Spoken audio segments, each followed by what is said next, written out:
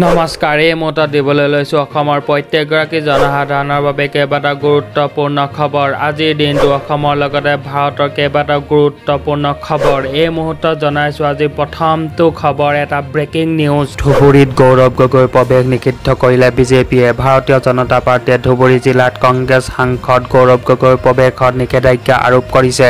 মুখ্যমন্ত্ৰীৰ বাহনলৈ কংগ্ৰেছ কৰ্মীয়ে বটল নিক্ষেপ কৰা ঘটনাৰ বিৰুদ্ধে ক্ষমা খোজাৰ দাবী জনাই এই ঘোষণা কৰিছে বিজেপিয়ে। আজিৰ দ্বিতীয়টো ডাঙৰ খবৰ হৈছে শাসনলৈ আহিলেই কংগ্ৰেছে নিষিদ্ধ কৰিব RSSক। কংগ্ৰেছৰ মন্তব্যক লৈ দেশজুৰি প্ৰতিক্ৰিয়া। শাসনলৈ আহিলেই কংগ্ৰেছে নিষিদ্ধ কৰিব RSSক। কংগ্ৰেছৰ মন্তব্যক লৈ দেশজুৰি প্ৰতিক্ৰিয়া। RSSে দেশত হিংসা বিয়পাই আছে। দেশত সাম্প্ৰদায়িক সংঘৰ্ষৰ সৃষ্টি কৰাৰ আঁৰত আছে RSS। যিদিনাই কংগ্ৰেছ শাসনলৈ আহিব সেইদিনাই সমগ্ৰ ভাৰততে নিষিদ্ধ কৰিব RSSক।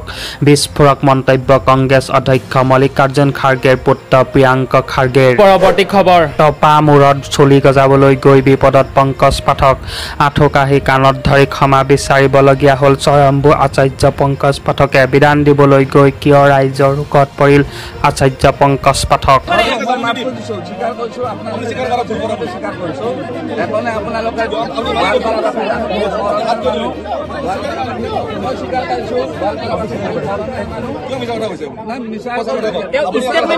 পৰৱৰ্তী খবৰ নলবাৰীত গৰু চোৰৰ প্ৰৱেশ নিষেধ। গৰু চোৰৰ প্ৰৱেশ নিষেধ বুলি নলবাৰীত বিশেষ পোষ্টাৰ। ৰাজ্যত চলি থকা গীৰ গাই বিতৰ্কৰ কেন্দ্ৰবিন্দু মন্ত্ৰী জয়ন্ত মল্লবৰুৱা।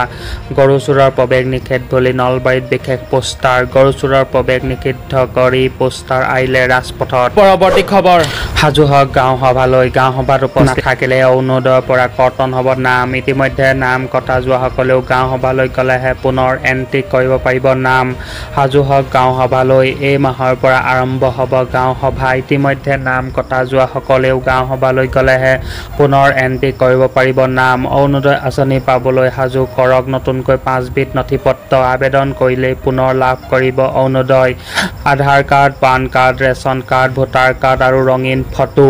অৰুণোদয় নোপোৱাসকলে নতুনকৈ কৰিব লাগিব আবেদন। গাঁও সভাত জমা দিব লাগিব নথিপত্ৰ।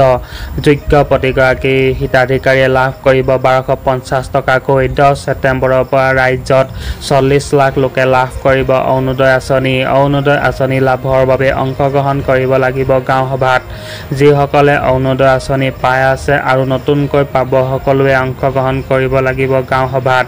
অৰুণোদয় নোপোৱাসকলে গাঁও সভাত জমা দিব লাগিব প্ৰ-পত্ৰ। গাঁও সভাত প্ৰ-পত্ৰ জমা দিলেই লাভ কৰিব অৰুণোদয়ৰ ধন।